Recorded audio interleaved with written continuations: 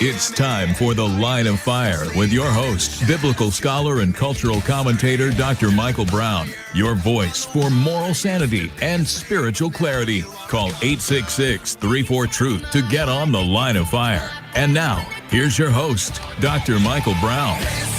Welcome back.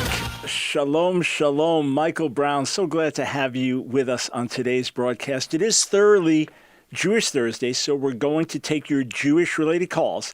If you have a call that relates in any way to anything Jewish, having to do with Israel, having to do with the Hebrew Bible, Jewish background to the New Testament, Jesus, Yeshua being the Messiah, that works. That's kosher for Thursday, 866-348-7884. I'm also going to give you some Hebrew insights that relate to health and well-being that I think you'll benefit from. But because it is the 9th anniversary today of healthy eating, the transformation of my life, starting 9 years ago today, going from 275 pounds to 180 in less than 8 months, and all the major health things in my life just turning radically around to the point that at 68, I literally feel like I'm getting younger every single year and more full of energy and vitality and life, and which thrills me because I'm here for you, and I'm here to pour into our Jewish people. And I'm here to edify the body and serve and be here for my wife and kids and grandkids. What incredible joy. And it's by God's grace. Listen, in many ways, I am a disciplined person, but I was a food wimp. Any of you who know my story, I was a food wimp. I was addicted to unhealthy foods. I wasn't a glutton as much as addicted to unhealthy foods, and the idea of giving them up was terrifying to me, or just eating healthy stuff was terrifying to me. If God could help me, he can help anybody. Yes, I cried out and I prayed for years. You know, Mike, you're so disciplined. Okay, in many ways, yes, super disciplined. But if I was so disciplined, why did it take me 59 years to get it right? Obviously, I needed God's grace and help. And Nancy was absolutely instrumental. She had radically changed her own lifestyle, self-confessed glutton. She had totally changed her lifestyle, was eating healthily, and with that, even connecting to God better, just with overall vitality in life, and really praying for me.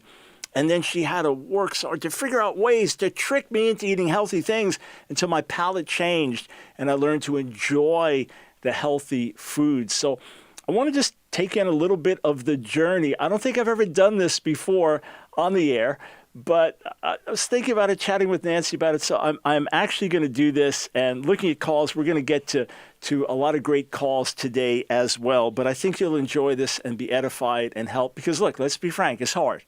It's hard. It's hard to eat healthily. And you say, well, what do you mean eat healthily? Well, my basic diet, no dairy, no flour, no sugar. I may have a little meat, grilled chicken, something like that. It could be every few weeks, but that's, if I don't have it, it's not an issue whatsoever. And the key thing is no deviation ever. No deviation ever. No processed foods, basically. Everything whole, unprocessed, plant-based, organic. And if there's, quote, an exception, it's never been, like I've never gone out and had a slice of pizza, or gone out and had French fries, or gone out and had something with cheese on it, or gone out and had a piece of chocolate or a candy bar or a milkshake. No, zero. By God's grace, zero deviation. The only exception would be, let's say I'm on the road and, in the midst of several flights, and there's some grilled chicken. Well, maybe it has some stuff in it that I wouldn't normally have. Something like that may have happened. Or if I had a healthy protein bar that didn't have any of the bad ingredients, and there was like a sweetener I wouldn't normally use. But that's it. Okay, and that's been the key. No exceptions ever. Oh, trust me on this. Trust me on this. If you're the kind of person that has no problem ever with the bad foods, I mean, you could take them or leave them. There are no addictions. There are no habits. You get no problem with them. Maybe you're different, but most of us, you deviate, you fall. Does that mean I can't have? Yeah, for the rest of your life. But the health benefits are so wonderful. You can't have certain things, but the health benefits are wonderful, and you enjoy the healthy food. All right, so my journal entry from August 23rd. This was the evening of August 23rd. Nancy's really praying for me, asking God for ways to help me with my diet. And I know I have to make radical changes. I sat her down and I said, okay, my plan is not working. I'm getting more tired. I've got so much ahead of me, so much I want to do for the Lord. Got high blood pressure, which is a silent killer, and another issue in my body I didn't even know about that could have taken me out. I didn't even know it was there at that time. And she said, okay, I'm taking control of your diet. No food passes your lips without my approval. Oh, that was scary to hear, but I knew I had to make a change. Okay, August 24th. So 9 years ago today. Start my new healthy eating regimen with healthy pasta, sauce, and salad, homemade by Nancy. I have grace, but I don't find this easy, despite really lagging at night. Write 2 articles. So fought through and wrote. August 25th. Day 2 of my healthy eating regimen. Struggling to be focused as the junk is leaving my system. No doubt that I have lots of food addictions. Radio is good. I go on with that. Home for dinner. I try to work on my Job commentary, but without much success. Breaking my food addictions is challenging. Second day. Third day. Day 3, eating well. So at this point, I'm like 270-ish, something like that. And I feel out of it. And by the way, I weighed this morning maybe around 183, if you want a current update. I feel out of it in every way, so tired and groggy, despite a good night's sleep, plus with cold symptoms still. Radio is fine despite the way I feel. Grilled chicken salad for dinner. Then try to be productive late and have a breakthrough in fervent prayer for deliverance from food addictions. I cried out. I journaled, Father, I'm very weak when it comes to food. My mind is weak, and I've never eaten healthy for a prolonged period of time my entire life. And I confess my inability. So just as you delivered me from heavy drug addiction and from Diet Coke and sodas, I'm asking you to deliver me from my bad food habits and change me into a healthy eating man. I remember I cried out, and the breakthrough came, the first breakthrough, on the third night. August 27th, a better day with my food issues. Radio, I feel slightly grouchy, but I'm definitely getting free from food addictions. Now I've got to get ready for a prayer retreat.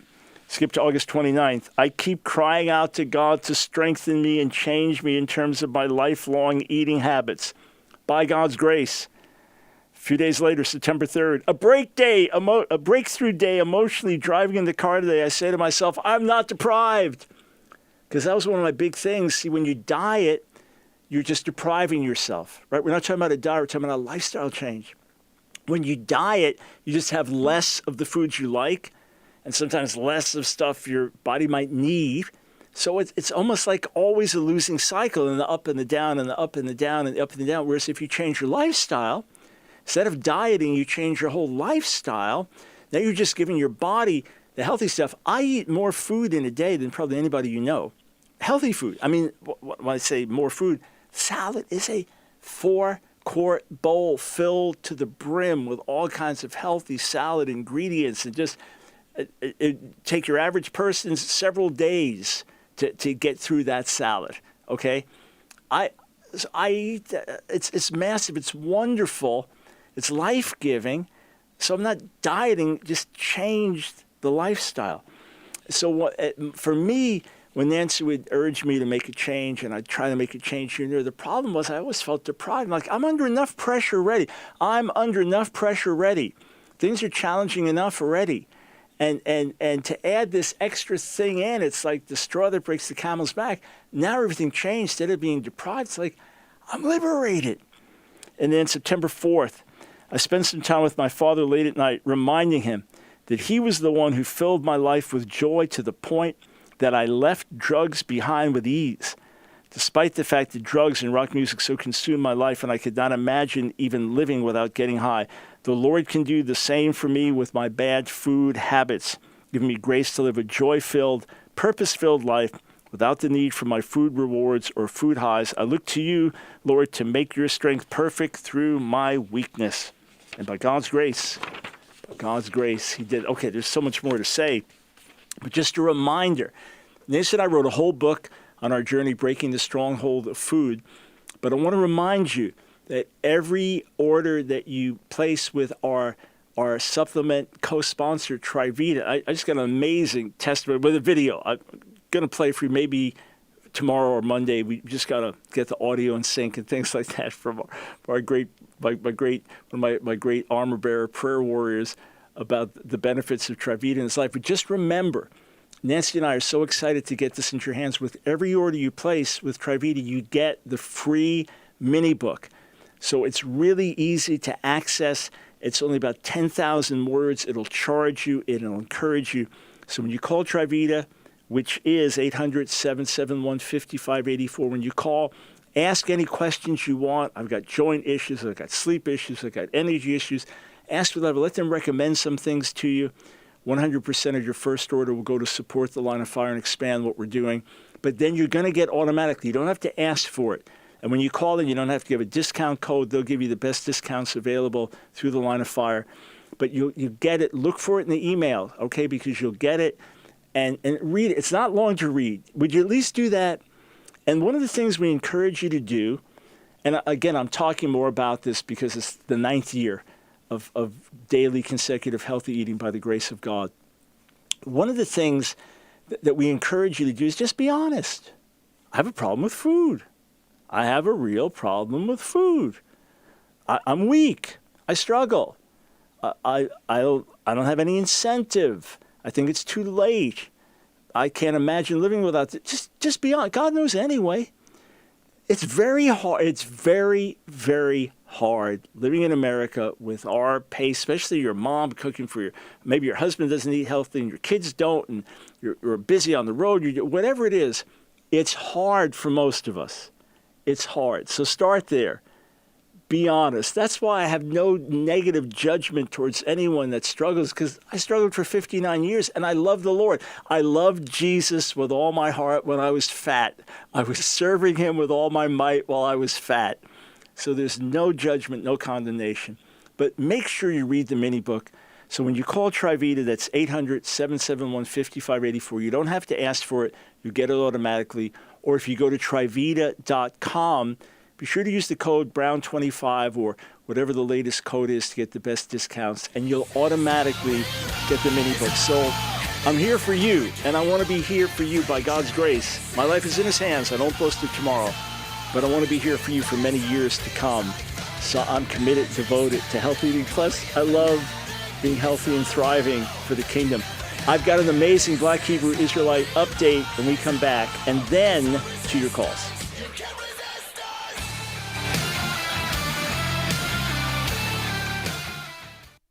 This is Michael Ellison, founder of Trivita Wellness.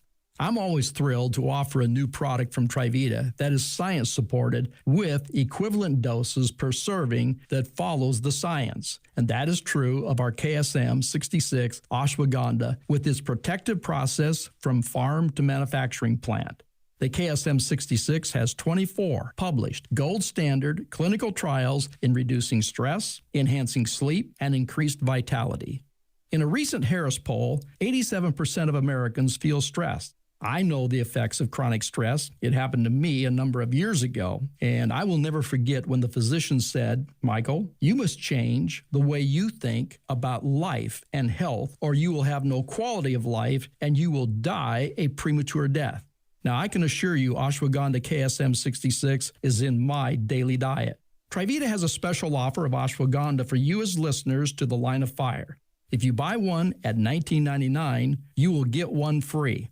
Plus, you'll receive your free new digital book, A Healthy Church Starts with a Healthy You by Dr. Brown with your order.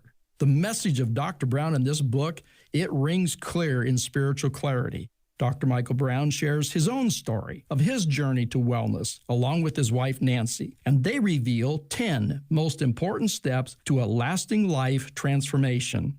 Whole body wellness is not a pipe dream. It is God's dream for you. To order, call 1-800-771-5584. Use promo code KSM66 and receive one bottle at $19.99 and get one free, along with your free digital copy of Healthy You. Or go to TRIVITA.com and use promo code KSM66. Call 1-800-771-5584. 800-771-5584. It's The Line of Fire with your host, Dr. Michael Brown. Get on The Line of Fire by calling 866-34-TRUTH. Here again is Dr. Michael Brown.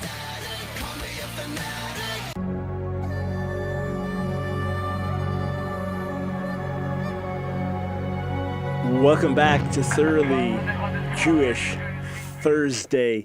Boy, there's some great things going on behind the scenes. I can't share many of them yet, but I can't wait to share some of them in the days ahead. Some amazing resources we've been able to put together and we'll be getting your way in the days ahead. 866-348-7884 for your Jewish-related calls. I'm going to give you some Hebrew health insights in a bit. I'm going to go to the phones before that. But let me give you this fascinating Hebrew Israelite update.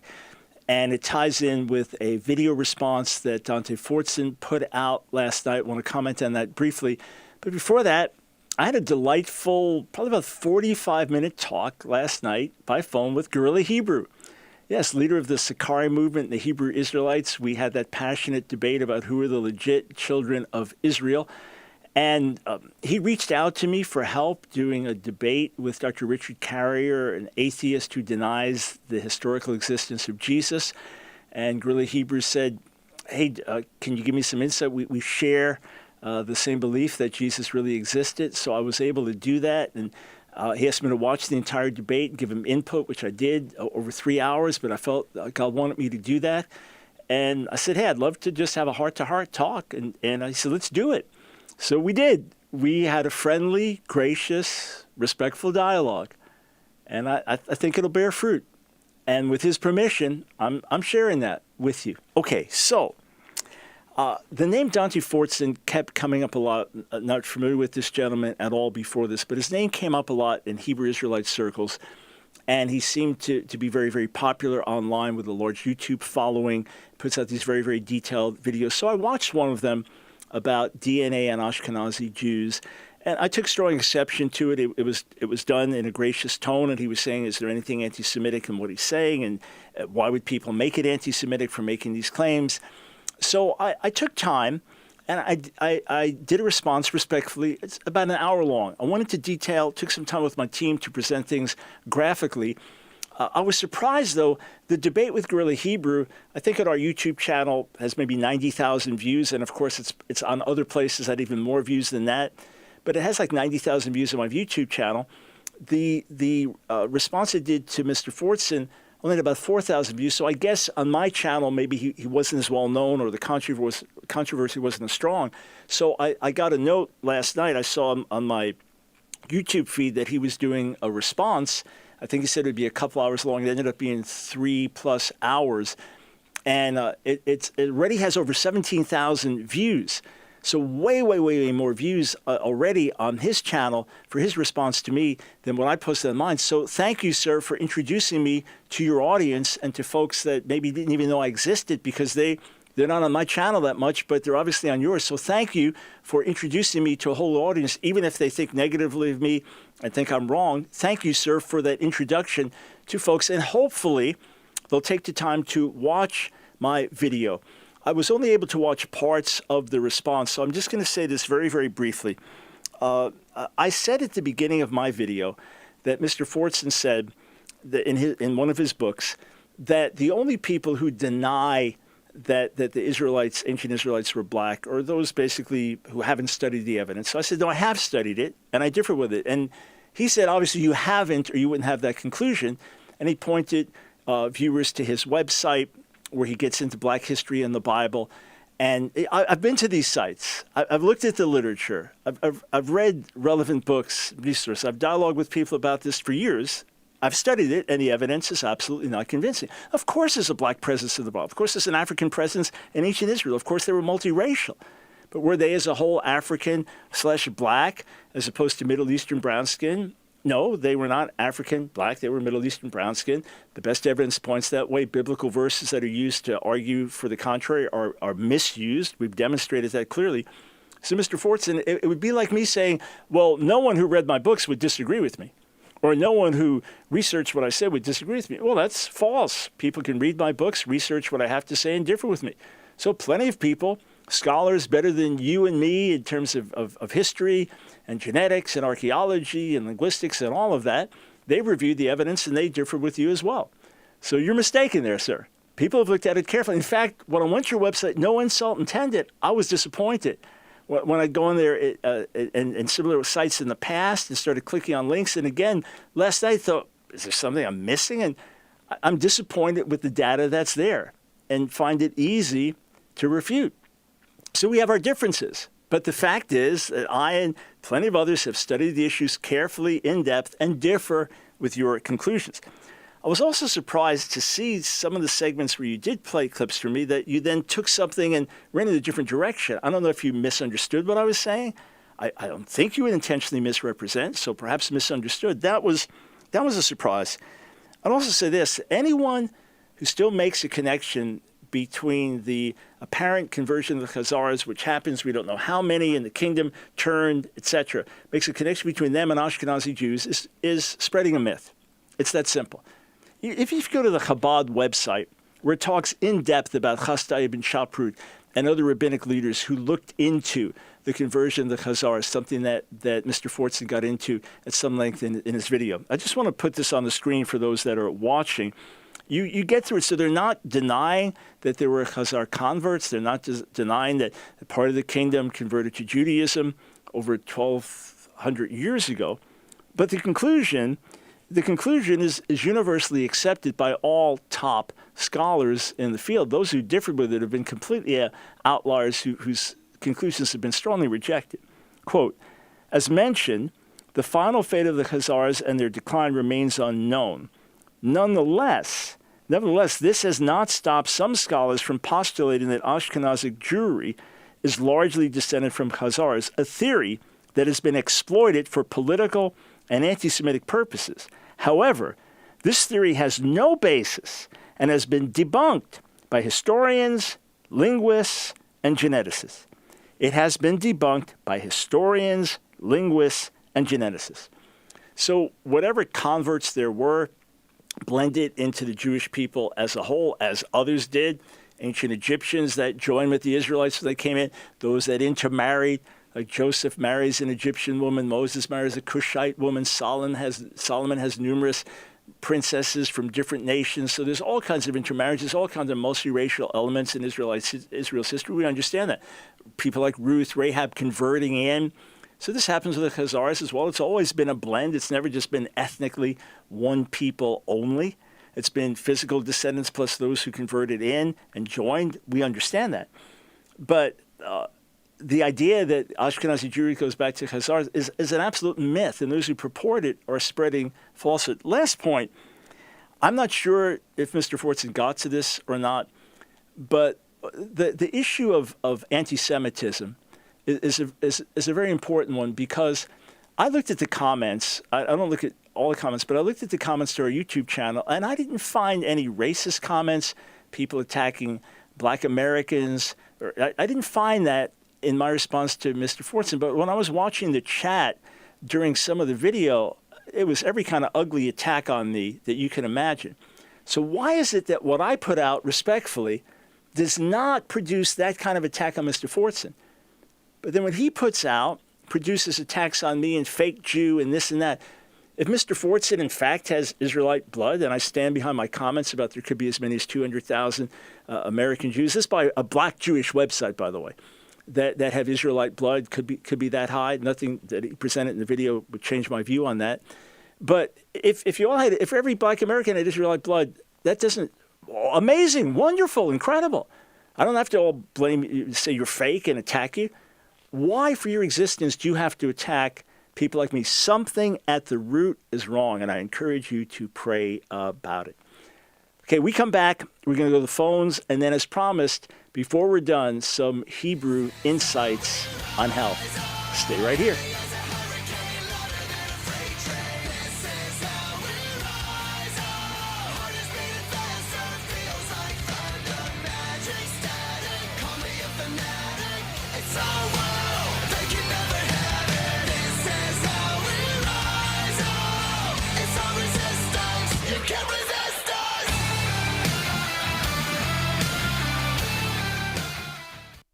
Hey, friends, Dr. Michael Brown here. Do you remember when people thought I was crazy when I said it's not too late for America, that God can still do something in our country, that there is going to be a pushback, a gospel-based moral and cultural revolution? And do you remember when people thought that you were crazy because you felt the same way, because you believed what I was saying and already felt it in your heart? Well, friends, that pushback is here. The gospel-based moral and cultural revolution we've been talking about for 25 years is unfolding, and we are right in the thick of it. And the Line of Fire broadcast is divinely positioned for such a time as this. Friends, you would be so gratified and blessed as I hear, if you could hear what I hear, testimony after testimony as leaders, young people, old people, moms, dads, students, people from all backgrounds come up to me and say, Dr. Brown, you're providing a template for us. You're providing a blueprint for us. You're showing us how to do this, how to have hearts of compassion, backbones of steel. But friends, it's a joint effort. We do this together, and with your support, we can amplify this broadcast around the nation and amplify this voice to shake. Join our support team today. Become a torchbearer with $1 or more per day. Here's the number to call to sign up: 800-538-5275. That's 800-538-5275. Or go to AskDrBrown.org, AskDrBrown.org, and become a monthly supporter. Click on Donate Monthly Support. I want to immediately give you 2 classic books: Compassionate Father or Consuming Fire, Who is the God of the Old Testament? And Revolution, which will really show you what it means to be a Jesus follower today. Plus, you get free access to our online classes and so much more. Sign up today. AskDrBrown.org. It's the Line of Fire with your host, Dr. Michael Brown. Get on the Line of Fire by calling 866-34-TRUTH. Here again is Dr. Michael Brown. Thou shalt love the Lord thy God. Thou shalt love the Lord thy God. Welcome back to Thoroughly Jewish Thursday. Michael Brown, so blessed to be with you. 866-34-TRUTH is the number to call. Let us go to our friend Yonatan in Tel Aviv, Israel. Welcome to the Line of Fire. Hi, Dr. Michael Brown. How are you doing, my friend? I'm doing wonderfully well, thank God. Well, so first of all, I just want to say that I'm listening to you. It's crazy because, as I say, I'm epicurus. I'm not an atheist, but an epicurus, which means I don't believe in God, but for some reason I cannot stop listening to you, and it's almost a ritual for me every day after work to go to YouTube, to your channel, and to listen to some of your videos. I don't know why. I really don't know why, but I just wanted to say that.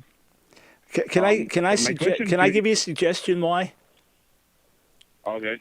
So just my opinion is that God is at work in your life, and he's drawing you. You want truth. You don't just want religion or tradition.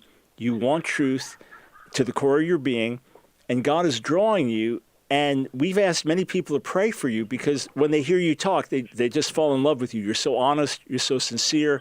You're right there in Israel. So I personally believe people are praying for you, and God's drawing you, and that's why the interest is there. So just continue on your journey, and you will arrive at a wonderful destination. That's what I believe. Okay, well, I hope so. Although, again, I'm not happy to call myself an atheist because I just don't know. Yes, sir. Okay, so my question is today, it's a 2-part question, but I start with the first part. So I want to ask you, how did you know that God exists? Because if you had a 5-minute answer, I guess that the entire world would believe in God because it's something you can explain. And there's a reason you call believe in God and not knowing God, because you have to believe in it. But my question is, how did you know that you, God, is the God, right? With Yehovah, Allah, Hashem, the God of the 3 monotheist religion. How do you know that He is God and not, I don't know, Buddha or some pagan God that people in Africa worship or people in Yes, certain parts of Europe? And the second question is, if somebody is a Buddhist, right, or let's say he believes in, I don't know, with Thor, right, the thunder god, and he prays for him and he worships him, and he will tell you the same way you say. You say it a lot of time on your videos that God, that Jesus saved you, and you reach to him and he answer you and he deliver you out of a lot of difficult situations. What if somebody would tell you, look, I pray for Buddha, I pray for, I don't know, Thor, and he saved me, right? So, Yep. so Perfect questions. And the second part of the question is, a lot of people, mainly in Judaism, say that they have a clinical death. And then they went to heaven and they saw God, and God told them, look, your time didn't come yet, go back, right? But a lot of people in another religion say the same thing. They say, oh, I haven't encountered my God. So are they wrong? Are they just imagining stuff? And if so, what gives you the certainty that you are not wrong? Yeah. Okay. I love the questions. They're great questions. So I'm gonna answer in a twofold way. All right. So the first thing is the experience in my own life. I was not looking for God. I believed he was real. I didn't really think about it, but I didn't believe in Jesus. I had no interest in changing my life whatsoever. And God intervened in my life. So again, I'm just sharing my experience first. This is not a proof to anybody else. This is my own experience. That God made me aware that I was living a sinful life when I thought I was being very cool and boasting about my sin. God made me terribly uncomfortable. I didn't know people were praying for me, but they were. And then he opened my eyes to believe in Jesus and then radically turned my life upside down and then began to make himself real to me. Okay, so that's my experience. You say, well, someone in Chabad, Lubavitch, has the same experience, or someone in Islam, or someone. Okay, so everybody claims to have their experience. I'm just telling you mine, where God became real. So I know him. I don't hope he's real. I know he's real. He's more real to me than the breath that I breathe. I know that I know that I know. There's no question of his reality in me whatsoever. Okay, so he intervened in my life. He worked in my life in such a way when I wasn't looking for him, when I didn't believe in him. And the one that came and got me, the one that found me when I was lost, was Jesus. So that's where we start. So now I go to the Bible, believing that the Bible is true. And I do believe that the only way to explain the history of the Jewish people is that the Bible is true, that God did call us out. The only way to explain how we got the concepts of one God and one God only, when you read the Old Testament and compare it to the ancient world and the polytheism and all of that, where did they get that from? And God bringing our people out of Egypt, you can't just make national stories up on this level. We've been witnesses, scattering us to the ends of the earth, saying that we'd be judged and yet preserved, brought back to the land. So I see that the Bible, different than the Quran, different than Bhagavad Gita or Gita, the various Hindu scriptures, and I see the Bible standing out from all the others because it declares the history of the Jewish people in advance, and it declares the coming of the Messiah, and the resurrection of Jesus cannot be explained in any other logical way. The fact that a crucified Messiah completely undid the whole movement. That would destroy the whole movement. That was the last thing anybody was possibly expecting. And yet the fact that he rose and this whole movement grew out of it and continues to spread around the world. So my experience, then now I go to the Bible. That's the book that we're all reading. Now I find the God of the Bible to be true. I find this God to reveal himself in history, even to declare the death and resurrection of the Messiah before the second temple was destroyed, how he'd be rejected by his own people, but become a light to the nations of the world. You can't just make this happen. So it's different than Islam. It's different than all the other religions. And that's how I know that what I believe is true. So my experience then brings me to the Word. Then I find the truth of the Word, the resurrection of Jesus. And remember, when the Lubavitcher Rebbe died in 1994 at the age of 92, Menachem Mendel Schneerson, many of his followers were sure he was going to rise. they were camping out at his gravesite. Some were singing and celebrating before the mourning started, before they started to mourn and wail. And some of them will say to this day, if you go to the grave, he's not there. And he's with us spiritually. But none of them ever saw him rise. None of them, even though they were expecting it and knowing it was going to happen and believing it, none of them have ever sat with him and ate and drank physically. They all say it's spiritual. And some say, well, he never really died. Whereas the disciples saw Jesus die and they were crushed. They gave up hope. They thought it's all over. And to their shock, he rose from the dead and they were with him for weeks, and hundreds saw it. And we know how the movement spread, which is only explained by the resurrection. So that's how I know that I know. As for experiences other people had, I've heard every kind of explanation. I've heard people that were living all kinds of crazy, sinful lifestyles say they came in this light. And so who knows what's happening in the brain? Who knows what's real? Who knows what's spiritual deception? I can't base anything on that in a definitive way, but I can base things on what is written and then confirmed by my own experience. That's why I know that I know, in terms of what, it's not just I hope. So that's my answer to you, sir. Okay. So can I ask a quick follow-up question? Please. So for example, right, my mother, right, she's the most devoted person I ever met, right? She I don't want to elaborate, but she suffered so much in her life. One of my sisters died when she was 4, right?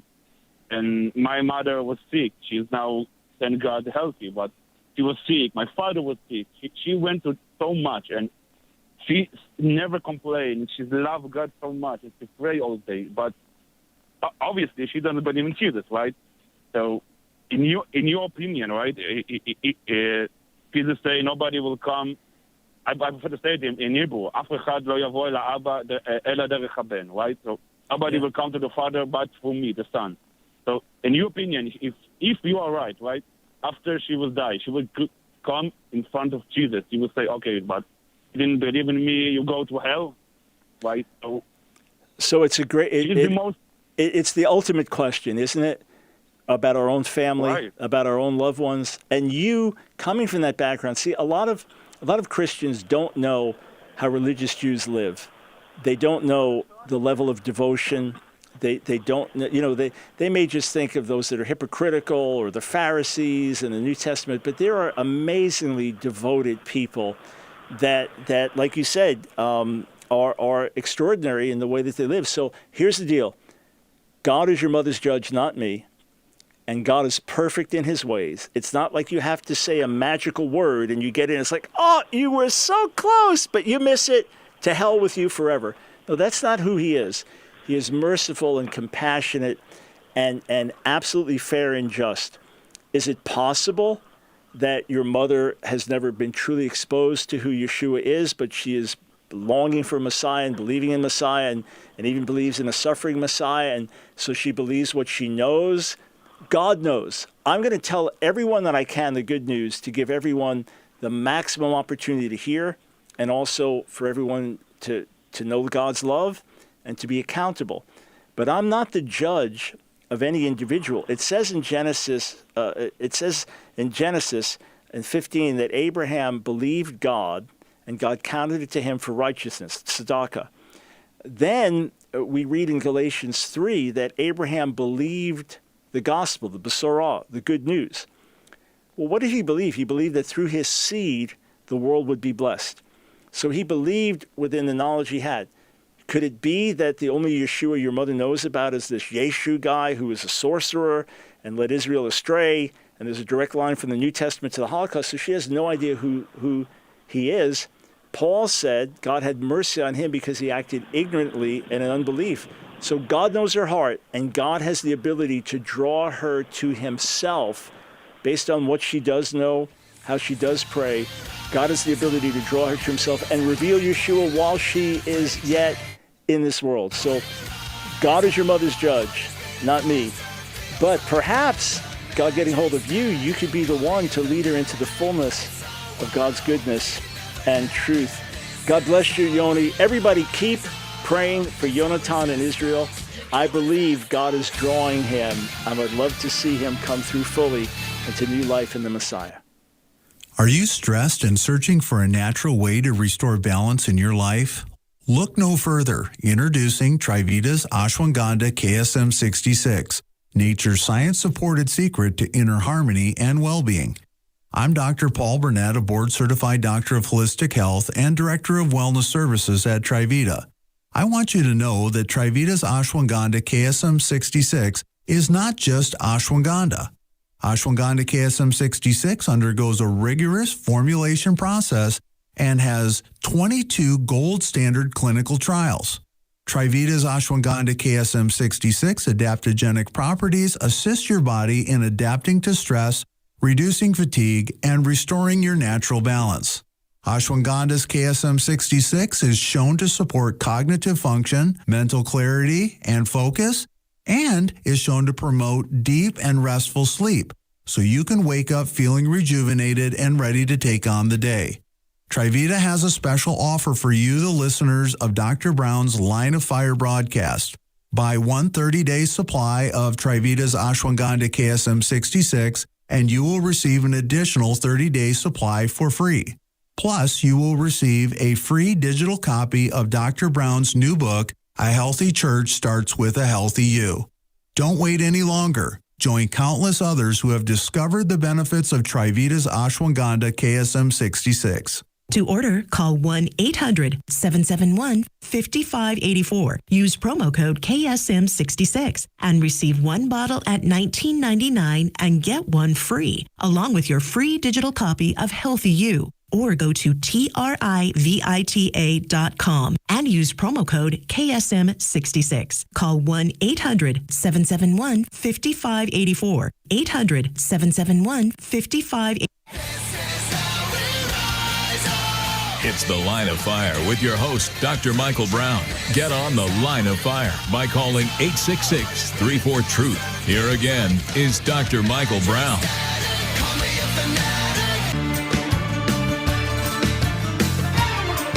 Thanks so much for joining us on The Line of Fire.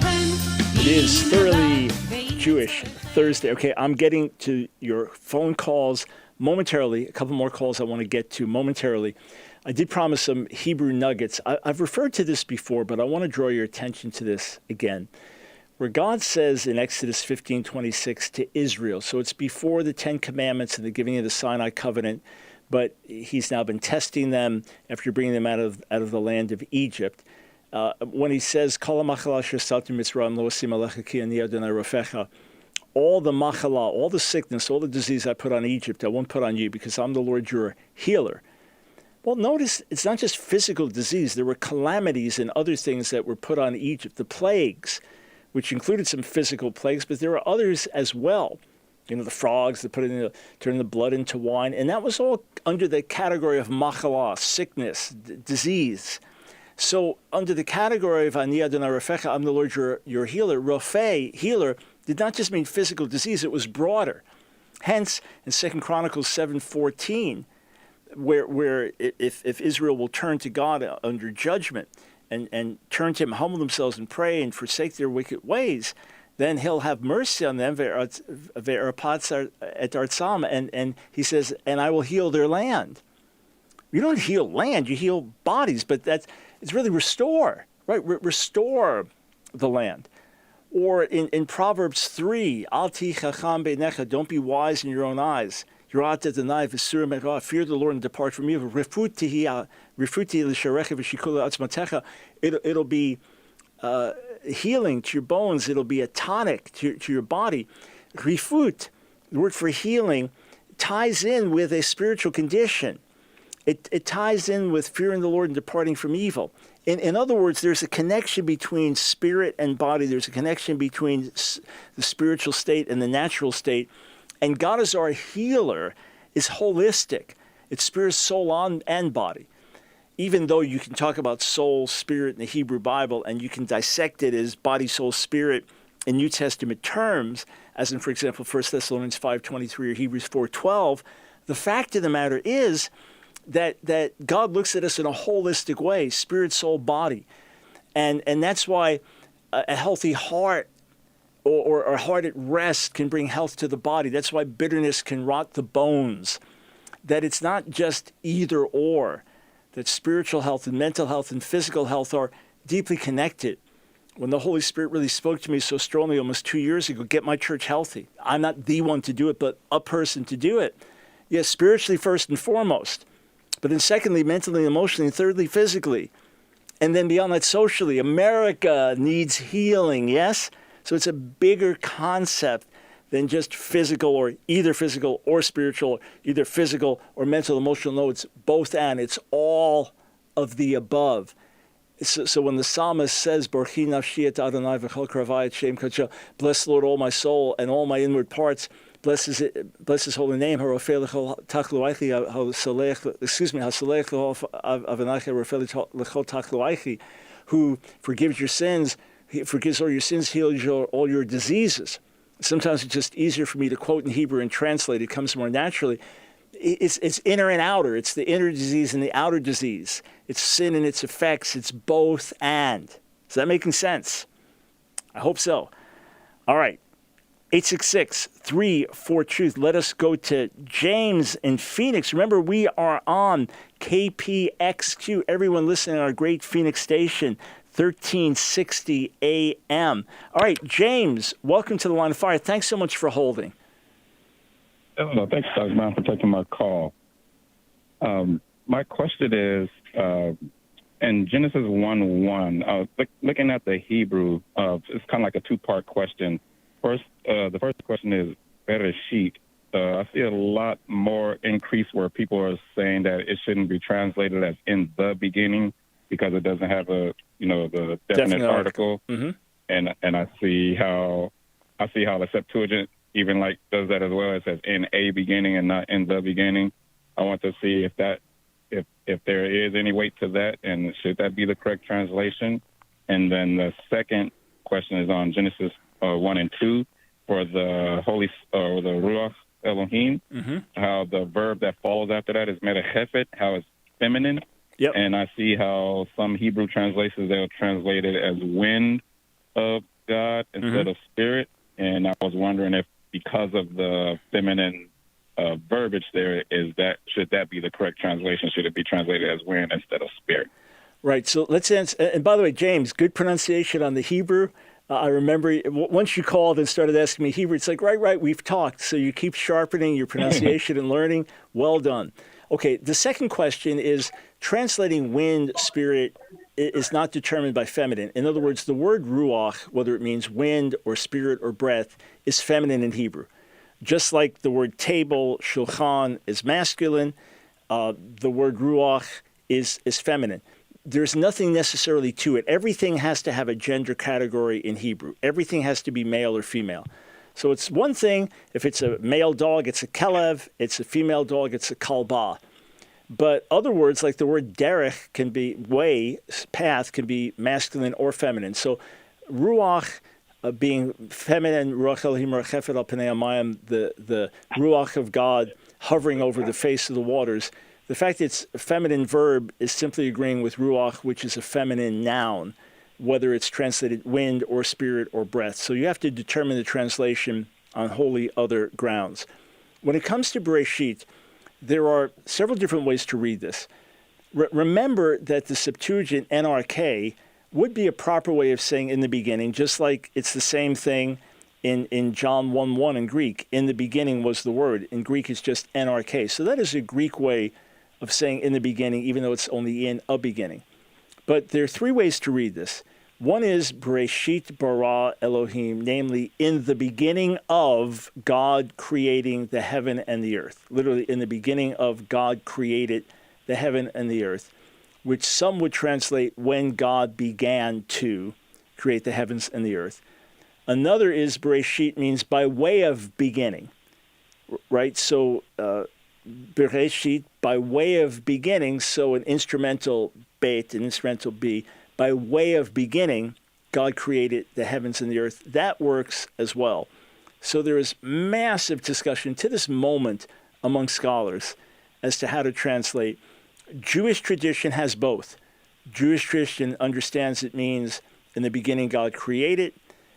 Jewish tradition also understands it means when God began to create and reads it differently. Most modern English translations go the way of in the beginning that are Christian translations. Most Jewish translations go the way of when God began to create. It remains a great discussion among scholars, and the Hebrew will be hotly debated for many years to come. So you're asking the right questions. It's just one of those things. The flexibility of Hebrew allows for different ways to translate. Now, we all agree on what it's basically saying. Everybody agrees that it's telling us to start everything off, God created the heavens and the earth. We all agree, everybody agrees on that. It's the nuance where there's some degree of debate. Yeah. Okay. Thank you. You are very welcome. And keep digging and studying. Thank you for your great questions. 866-34-TRUTH. Let's go to Christiana in Fort Worth, Texas. Fort Worth has become my home away from home. Welcome to the Line of Fire. Thank you so much. My grandmother is passed away. She was 108, and Whoa. she was Jewish. Whoa. And I just wanted to ask you what you thought about her. Like, I was trying to minister to her on her deathbed about Jesus, and I reached out to Jews for Jesus and my mentor, Chaplain Black of the United States Senate, and they all gave me great advice. Jews for Jesus offered to come talk to her, but I knew she would not receive that. Right. And I'm just wondering I know you don't know what I said, and to be honest, I don't remember word for word what I said, but I'm wondering, will I see her in heaven or not? Yeah, Christiana, it's a question I have to ask about my own father. So we join together in feeling the weight of this. Let me answer with as much sensitivity as I can, and this is not a cop-out. Only God knows. Yes. Right? Only God knows. And whatever he does, I know is right and good. In other words, he's not arbitrary, capricious, as I just said to Israeli caller Yonatan, that it's not like, oh, you didn't say the magic word. Oh, you were about to pray, but you died. It's not like that. He's compassionate and righteous, and yet we all fall short. So what I would do is simply worship God and say, God, I know what you do is right and good, and I trust you. I know on the day I stand before you, again, because I can't say more because I don't know. I wasn't there. I don't know your grandmother. I don't know what faith she had. I don't know what her life was. And even you don't know what's going on in the depths of her heart. It's one thing if someone lived a sinful life and dies blaspheming and cursing God. Well, we know that they're not with him.